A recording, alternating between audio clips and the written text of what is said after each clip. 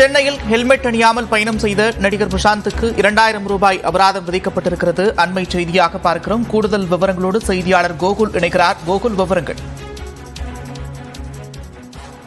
நடிகர் பிரசாந்த் இருசக்கர வாகனத்தில் ஒரு தனியார் யூடியூப் சேனலுக்கு இருசக்கர வாகனத்தை ஓட்டியவாறே ஒரு பேட்டி அளித்திருக்கார்.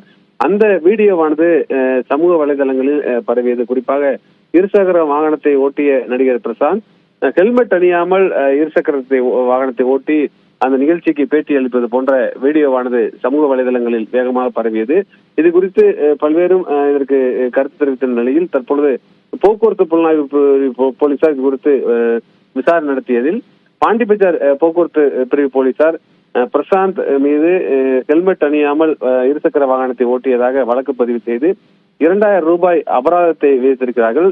இந்த வீடியோ காட்சிகள் சமூக வலைதளங்களில் வேகமாக பரவிய நிலையில் இந்த வழக்கு பதிவு குறித்தும் சென்னை மாநகர போக்குவரத்து பிரிவு போலீசார் இந்த வழக்கு பதிவு குறித்தும் ட்விட்டரில் பதிவு செய்திருக்கிறார்கள்.